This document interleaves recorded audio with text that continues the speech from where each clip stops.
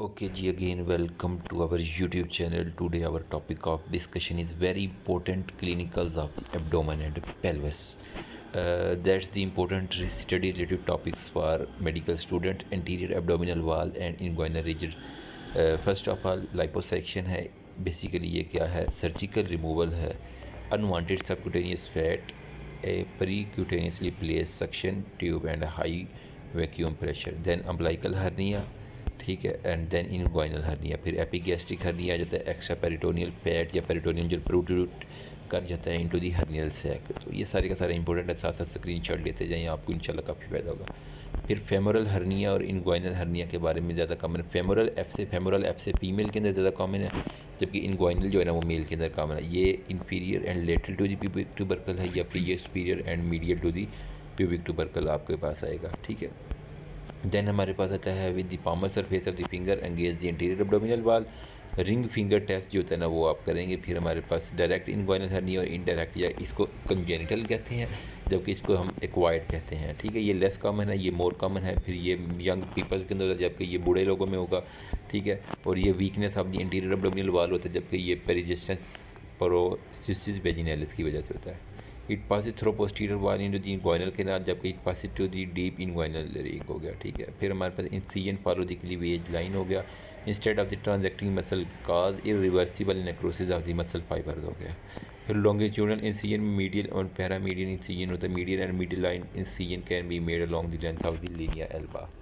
फिर हमारे पास पैरामीडियल इंसिजन आ जाता है। फिर हमारे पास ग्रेडियन हो गया, ठीक है, मसल स्प्लिटिंग हो जाता है, इंसिजन आ जाता है। फिर हमारे सुप्रा प्यूबिक जिसे हम बैकिनिस इंसिजन भी कहते हैं ना। फिर ट्रांसफर्स इंसिजन आ जाता है। फिर हमारे सब कोस्टल इंसिजन आ जाता है। फिर हाई रिस्क इंसिजन आ जाते हैं। फिर वार्म हैंड आ जाता है। Uterine can separate to the labium majoris via. फिर टेस्टिस एंड स्क्रोटम के बारे में हाइड्रोसील है, बेसिकली क्या है accommodation of fluid in the cavity of the tunica vaginalis of this spermatic cords होगा। देन हमारे पास वेरिकोसील्स आ जाते हैं। देन हमारे पास ऑर्चाइटिस आ जाता है, इन्फ्लामेशन ऑफ द टेस्टिस हो गया marked by pain, swelling, feeling heaviness in the testis. Testicular cancer आ जाता है जो कि मोस्ट कॉमनली स्पर्मेटोजेनिक होगा। फिर हमारे पास cryptorchidism basically congenital in which testis fail to descend into the scrotum के अंदर वो आ नहीं पा रहे होते। फिर पेरिटोनियम में पेरिटोनाइटिस आ गया। एसाइटीज़ की बेसिकली क्या inflammation of the excessive fluid हो जाता है। फिर हमारे पास आफ्टर एब्डोमिनल इंसिजन, फिर infection can easily spread to the female peritoneal cavity. फिर peritoneum is semi permeable membrane है। फिर हमारे पास greater omentum is known as policeman of tip हो गया, ये भी इंपॉर्टेंट एमसीक्यूज है, जिसके अंदर प्रिवेंट करता है spread of infection by forming the adhesion with the inflamed organ. फिर पैरास्टेंसिस हो गया, एब्डोमिनल टैप आ जाता है। फिर inflamed injured pancreas can also result in passage of pancreatic fluid in the omental bursa. फिर स्टोमिक के अंदर peptic ulcer is the erosion of the lining of the stomach and duodenum आ गया। फिर हमारे पास peptic ulcer is pyloric region में। फिर हमारे पास गैस्ट्रिक अल्सर जो typically along the lesser curvature के ऊपर हमारे पास आता है गैस्ट्रिक अल्सर। फिर अबंडेंट नर्व सप्लाई होता है। फिर हाइटल हर्निया हो जाता है। फिर हमारे पास कॉन्जेनिटल हाइपरट्रोपिक पाइलोरिक स्टीनोसिस आ जाते हैं सारे का सारा। फिर spasmodic contraction of the pylorus आ जाता है। गैस्ट्रोएसोफेजियल रिफ्लेक्स डिजीज़ आ जाती है। फिर स्मॉल इंटेस्टाइन में इन्फ्लामेटरी बाउल डिजीज़ आ जाता है। माइकस डाइवर्टिकुलम में out pouching of the ileum which is persistent portion of the embryonic yolk sac हो गया।